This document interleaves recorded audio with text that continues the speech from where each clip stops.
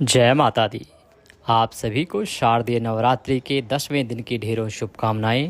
प्रिय दर्शकों, आज हम बात करेंगे कि शारदीय नवरात्रि के 10वें दिन पर माता के किस स्वरूप का पूजन किया जाएगा, क्योंकि 1 अक्टूबर को नवरात्रि आरंभ हुए 10 दिन हो गए हैं और आज 10वां दिन है। यह बड़ा कम होता है जब नवरात्रि 10वें दिन तक चलती है। तो 1 अक्टूबर को माता के किस स्वरूप का पूजन किया जाएगा, कैसे आपको पूजा करनी चाहिए, पूजा की विधि क्या है, नियम क्या है, मंत्र क्या रहेंगे, भोग क्या रहेगा, और इस स्वरूप का पूजन करने के साथ साथ अपने व्रत का पारण कैसे करना चाहिए, कंजकें आदि अगर बिठानी है तो कैसे बिठानी चाहिए, और क्या है विधान अंतिम दिन के पूजन का, या ये कहें कि माता के अंतिम स्वरूप के पूजन का। ये संपूर्ण शास्त्रीय जानकारी आपको इस वीडियो के माध्यम से प्रदान की जाएगी। आपसे निवेदन है कि वीडियो यदि थोड़ा सा भी अच्छा लगे तो कृपया एक बार लाइक अवश्य कर दीजिएगा। माँ भगवती का आशीर्वाद प्राप्त करने के लिए, अपने नवरात्रि अनुष्ठान की सफलता के लिए कमेंट बॉक्स में अवश्य लिखिएगा जय माता दी या जय माँ आदिशक्ति। माता रानी की कृपा से आपके जीवन के सभी संकटों का नाश होगा, आपका यह नवरात्रि अनुष्ठान सफल होगा और आप जीवन के सभी उद्देश्यों को प्राप्त करने में सफल होंगे। आप देख रहे हैं देवभूमि ज्योतिष संस्थान का प्रतिष्ठित यूट्यूब चैनल देवभूमि धार्मिक। हम यहाँ पर सभी व्रत और त्योहारों की सही शास्त्रीय जानकारी प्रदान करते हैं। ज्योतिष शास्त्र और पंचांग के आधार पर आपको बताते हैं कौन सी तिथि कब है, व्रत आदि कब करना है, क्या विधि है, क्या नियम है और क्या गलती नहीं करनी है। यदि आप सभी व्रत और त्योहारों की सही शास्त्रीय जानकारी पाते रहना चाहते हैं तो कृपया चैनल को सब्सक्राइब करें और बेल आइकन को प्रेस करें। आइए जानकारी आरंभ करते हैं और बात करते हैं कि 1 अक्टूबर को नवरात्रि के अंतिम दिन माता के किस स्वरूप का पूजन कैसे करना चाहिए। प्रिय दर्शकों, इस वर्ष नवरात्रि जैसा कि मैंने आरंभ में बताया 10 दिन की हो गई हैं, क्योंकि एक तिथि बढ़ गई है। एक तिथि के बढ़ जाने से माता के स्वरूपों का जो पूजन है और जो दिन निर्धारण है वह भी बदल गया था। पहले बड़ा सरल था कि माता के 9 स्वरूप हैं और प्रत्येक दिन एक एक स्वरूप का पूजन होता था, तो उसके अनुसार जो 9वां स्वरूप था उसका पूजन 9वें दिन हो जाता था।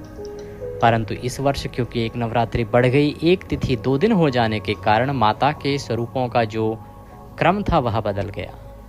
9वें दिन पर आपने 8वें स्वरूप का पूजन किया और अब आप 10वें दिन पर माता के 9वें स्वरूप का पूजन करेंगे। माँ का 9वां स्वरूप जो है वो माँ सिद्धिदात्री के रूप में जाना जाता है। माँ सिद्धिदात्री की पूजा आप नवरात्रि के 9वें दिन पर करते हैं, ये कहें कि अश्विन मास के शुक्ल पक्ष की 9वीं तिथि पर करते हैं। और इस वर्ष जो नवरात्रि की 9वीं तिथि है वो नवरात्रि के आरंभ होने पे 10वें दिन आ रही है, अर्थात 1 अक्टूबर को आ रही है। इसीलिए इस दिन आप माँ सिद्धिदात्री की पूजा करेंगे। इसी दिन माँ सिद्धिदात्री की पूजा अर्चना करने के बाद ही आपको कन्या पूजन आदि करना चाहिए। देवी का यह 9वां स्वरूप कार्य सिद्धि और मोक्ष दिलाने वाला है। यही कारण है कि माता को माँ सिद्धिदात्री कहा जाता है, सिद्धियों को देने वाली कहा जाता है। इनकी विधि विधान से पूजा अर्चना आरती करने से साधक को जीवन के दुखों से छुटकारा मिल जाता है, साथ ही मोक्ष की प्राप्ति होती है। नवरात्रि के अंतिम दिन माँ सिद्धिदात्री की पूजा करने के बाद कन्या पूजन विधि विधान से करना चाहिए। फिर व्रती अपने व्रत का पारण कर सकते हैं।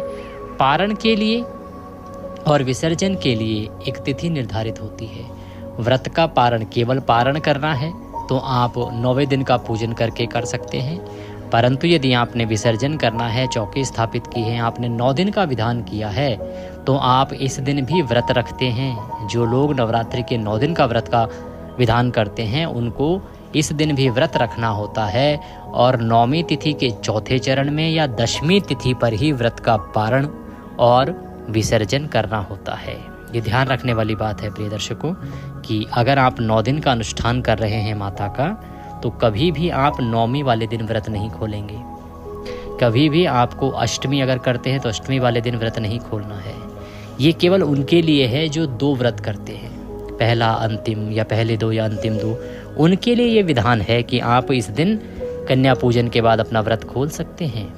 परंतु जो 9 दिन के 9 व्रत रखते हैं या 9 दिन का जो नवरात्रि विधान है उसको कर रहे हैं, तो उनको भूल के भी इस समय पर पारण नहीं करना है और ना ही चौकी आदि जो स्थापित की है उसका विसर्जन करना है। चौकी आदि कलश आदि जो स्थापित किया है उसका विसर्जन या तो दशमी तिथि को प्रारंभ में प्रातः काल या फिर नौमी तिथि के चौथे चरण में आपको करना चाहिए। हाँ, इस वीडियो में पारण से संबंधित अधिक बोलने की आवश्यकता नहीं है, क्योंकि पारण से संबंधित संपूर्ण जानकारी मैं पहले ही 2 वीडियो के माध्यम से दे चुका हूँ, उसे देख लीजिएगा।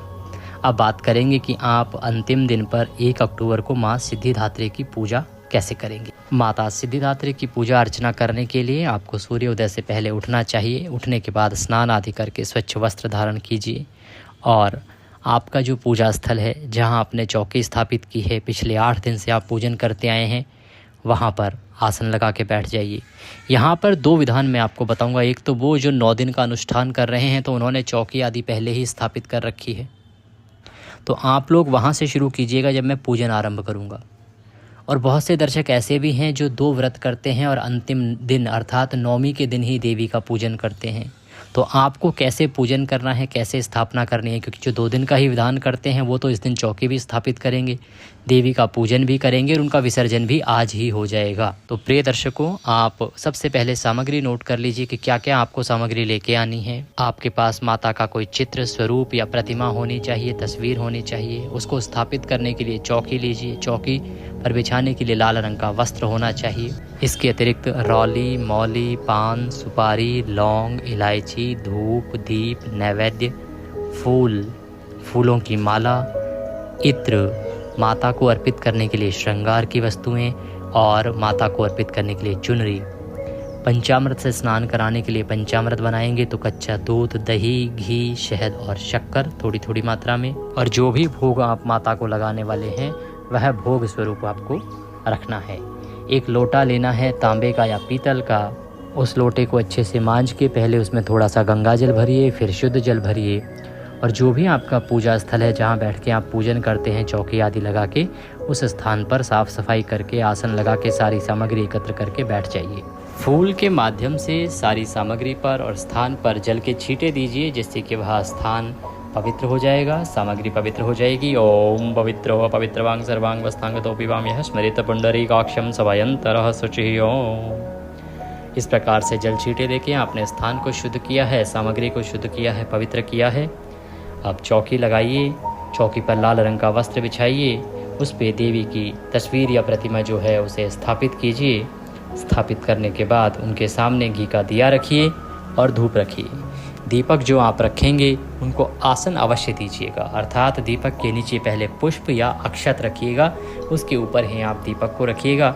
ये साक्षात हमारे साक्षी होते हैं, पूजा के अग्निदेव होते हैं, इसीलिए इनको कभी भी बिना आसन के नहीं विराजमान किया जाता है।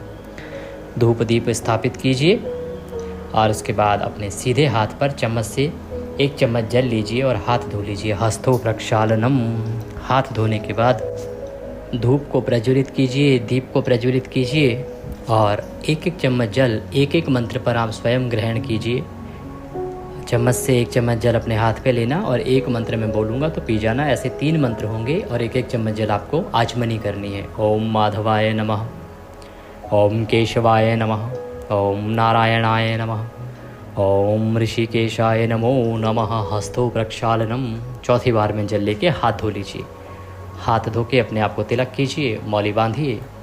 अब हम आज के व्रत पूजन का संकल्प करेंगे। संकल्प करने के लिए सीधे हाथ में जल लीजिए। 1 रुपये का सिक्का दक्षिणा के रूप में कम से कम रखिए, अधिक जो भी रखना चाहें रख सकते हैं। 3 बार बोलिए ओम श्री विष्णु, ओम श्री विष्णु, ओम श्री विष्णु।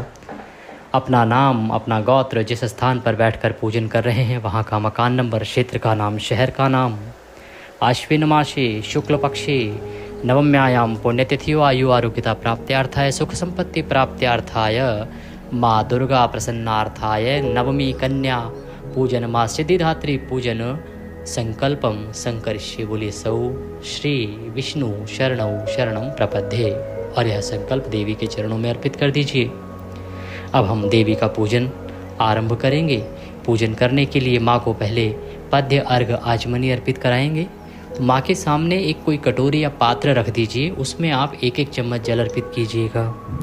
और जो पूजा की सामग्री है वह अर्पित कीजिएगा। इससे वह सामग्री इधर उधर फैलेगी नहीं, पैरों में नहीं आएगी। सबसे पहले पुष्प लीजिए और माता को आसन के रूप में 5 पुष्प अर्पित कीजिए। माता से निवेदन कीजिए कि हे मातेश्वरी, आप यह पुष्प आसन के रूप में स्वीकार करें और यहाँ पर विराजमान हो।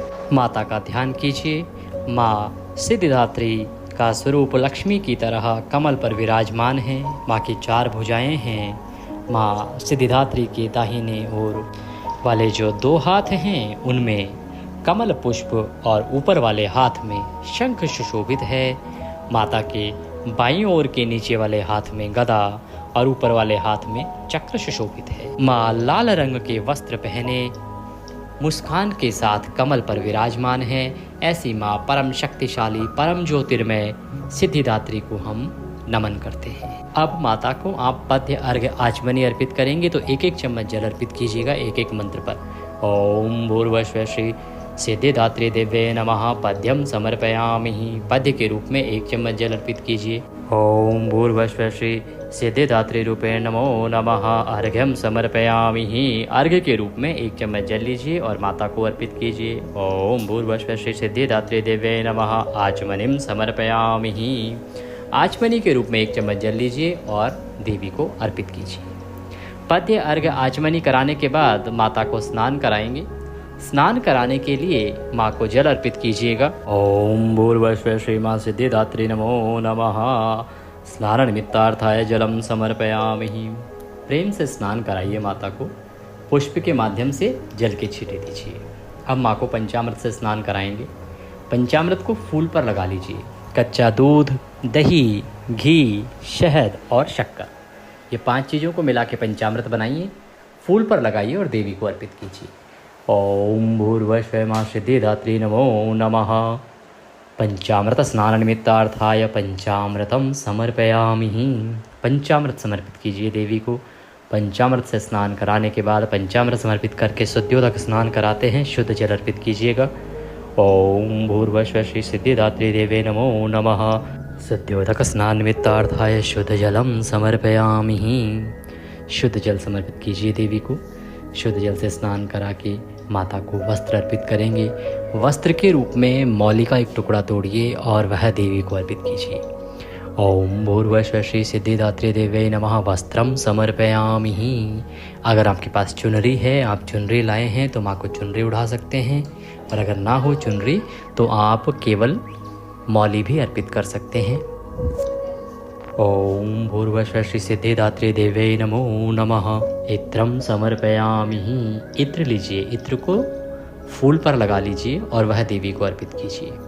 इत्र समर्पित करने के बाद माता को तिलक कराएंगे। रौली कुमकुम आदि से तिलक कीजिएगा। ओम भूर्भुवः श्री सिद्धिदात्री देवे नमो नमः गंधम समर्पयामि। गंध समर्पित कीजिए। तिलक लगाइए माता को। रौली कुमकुम आदि से तिलक कीजिए। अक्षत लगाइए। तिलक करके फूलों की माला पहनाइएगा। पुष्प अर्पित कीजिएगा। ओम भूर्भुवः श्री सिद्धिदात्री देवे नमो नमः पुष्पम समर्पयामि माल्यार्पणम कुरुः। पुष्प अर्पित कीजिए। माला है तो देवी को माला पहनाइए। पुष्प अर्पित करके अब माता को श्रृंगार की जो भी वस्तुएं हैं वो आप अर्पित कीजिए और धूप दिखाइए तथा दीप दिखाइए। ओम भूर्भुवः श्री सिद्धिदात्री देवे नमः धूपम दर्शयामि। ओम भूर्भुवः श्री सिद्धिदात्री देवे नमः दीपम दर्शयामि। धूप दीप दिखा के और नैवेद्य अर्पित कीजिए। नैवेद्य के रूप में माता को आप नारियल अर्पित कर सकते हैं, हलवा पूड़ी का भोग लगा सकते हैं, बड़ा कल्याणकारी होता है। भोग अर्पित कीजिए। अन्यथा कोई ऋतु फल ले लीजिए, कोई फल ले लीजिए और वह अर्पित कीजिए। ओम भूर्भुवः श्री सिद्धिदात्री देवे नमः नैवेद्यम समर्पयामि जलाचमनीम कुरुः। जलाचमनी कराएं। जलाचमनी के रूप में 1 चम्मच जल लीजिए और देवी को अर्पित कीजिए। ओम भूर्भुवः श्री सिद्धिदात्री देवे नमः जलाचमनीम समर्पयामि।